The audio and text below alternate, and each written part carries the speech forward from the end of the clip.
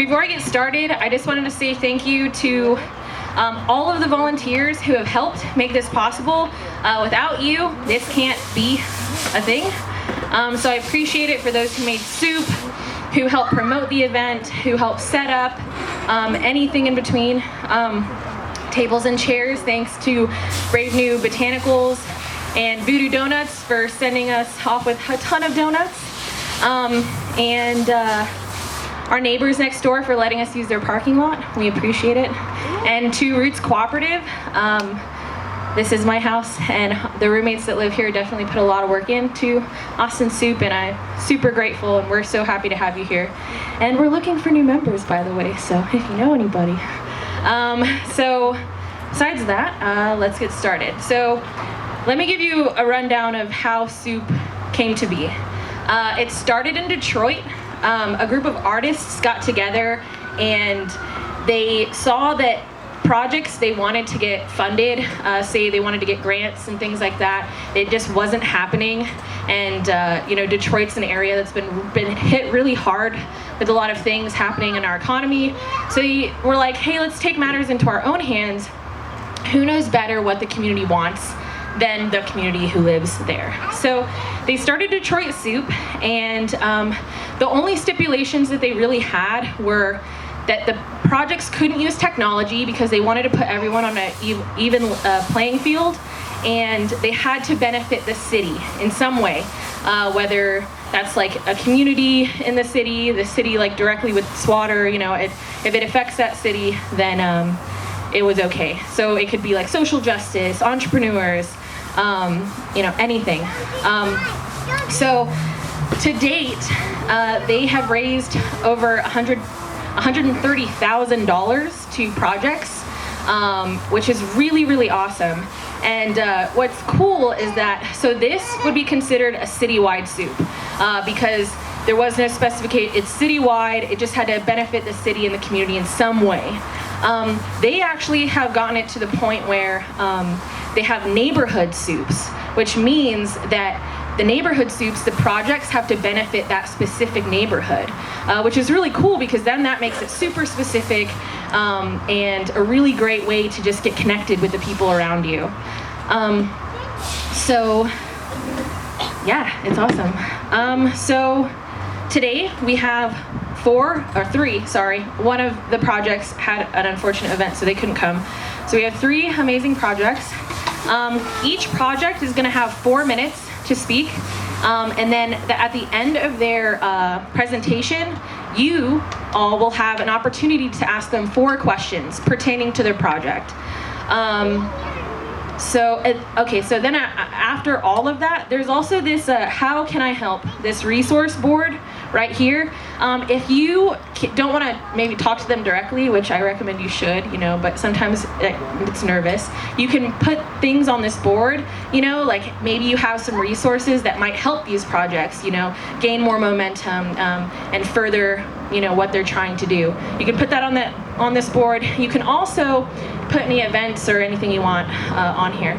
We also have some patches over here that they're free, but also by donation if you feel so inclined, because all of the money raised today, none of it goes to Roots or any of the volunteers. It goes straight to the person or to the project who wins tonight. So without further ado, I guess we will get started. So the first project up is going to be the UnIncubater. So welcome them up, guys.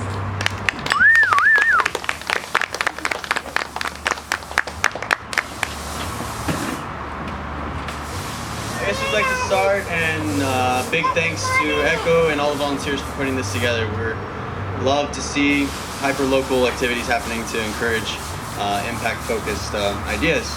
And my name is Ben Gibson, and I'm Liz Deering. And we are the co-founders of the UnIncubater. And I guess we want to start by telling you why we started the UnIncubater. And we both have 2 small different versions we want to share. And mine starts with my journey in entrepreneurship and looking for a way to help dreamers change the world. And it was just that simple. I didn't know how that was going to be. And I started working more with creatives, and then I opened up a filmmaker space. And then I spent about 2 years working with filmmakers directly, learning what their needs were, what their struggles were, and how I could help them the best that I could.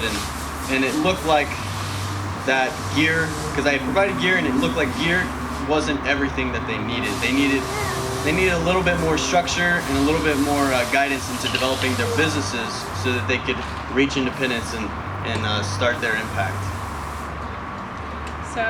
So we partnered up about a year ago to start the UnIncubater, which is sort of this combination of what Ben had already been doing, working with creatives and filmmakers, and what I've been doing with entrepreneurs, helping people start businesses. So what we do is every night in our space, we have a cohort of folks, about 5 to 10 people, and they come together and help each other solve their business problems. And we also bring in mentors and experts, and across 16 weeks, they really grow their business. And it could be like a freelance filmmaker, it could be someone starting a nonprofit, all different types of folks. So we just love seeing the transformation in people, and we are super passionate about creating that opportunity, because early stage, it's so hard to start something on your own. And so we feel like community and really co-creating is what helps them get that off the ground. Yeah, and in the 16-week program, we have over 40 to 50 mentors and experts that come in throughout the weeks and help the entrepreneurs with where they're at on a variety of different topics. And I guess we want to share a little story about a person that is leaving our cohort, has spent 2 cohorts with us, and has seen amazing results, and it's just been super inspiring. If you'd like to tell them. Yeah, so she came in a couple quarters ago and was just struggling with feeling like she's a photographer and she couldn't do her thing. And she had a full-time job she hated pretty much. And she wanted to do something where she could take her photography and tell stories for nonprofits and help them really impact the community. And so she started working on it in the first cohort and got major progress in terms of defining what she wanted to do. And then this last quarter, she met a collaborator in her cohort who works with nonprofits. She got her first client. She got flown to New York this week to do a gig with them, and she quit her full-time job last week. And so it's so cool to see the look on her face, the difference between how she was feeling kind of just stuck, and now kind of this feeling of freedom of pursuing what she's doing and making money to support herself, doing something she loves. So that's the kind of thing that we love to do. Yeah, and it's more personal than anything for us with working with the social entrepreneurs. With the story we were just telling, when she came in with us, she wasn't confident in really herself. She didn't really see the value that she could bring in being surrounded with other entrepreneurs and saying, hey, I see it in you, and I know that you have it in you. And that was I think that was a big catalyst for her growth. And just really quickly, if we just wanted to share, if we were to win the opportunity to take the funds from Austin Soup today, we would be directly matching it, and then directly putting it towards a scholarship for our cohort in August. So that would mean that someone gets to go through the 16-week program, either in our space on 35th Street, which is in a little house, or our new space out on Novo, which is a 9-acre tiny home community that we're in the middle of creating and kind of just starting. So hopefully that money would go to someone that is really wanting to do it that doesn't have the funds. So that's what we hope to do with it. All right, guys. So do y'all have any questions for them? Anybody? Think about it. No? No questions? All right. Okay, cool. Well, all right, guys. Tough crowd. All right, yeah, no problem. Awesome. So our next project is Native Texas Documentaries and Fox Redsky. URL.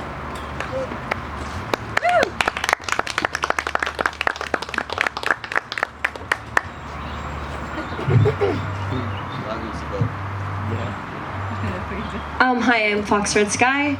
I'm a mother and a veteran of Texas here, and I am doing a film called Keep the Fire Lit, Lost Tribes of Texas. We have a very ignored population of Native peoples here. We have a very ignored history. In fact, all of the history books say that the Native indigenous people are extinct. There's no more. There's none of them. And that's, of course, incorrect.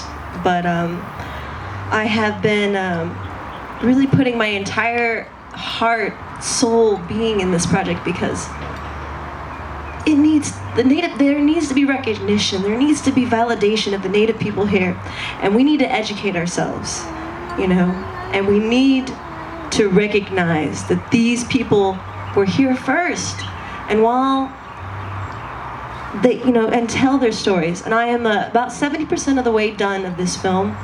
I've been doing it myself, and I've been also working with award-nominated director, cinematographer Adrian Santiago.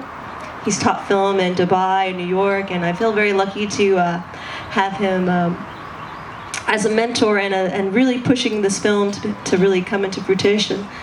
And of course, we've been interviewing elders, and we've been interviewing activists, political activists, artists, the different viewpoints, from all these different perspectives, and really learning the history from the mouths of the Native people.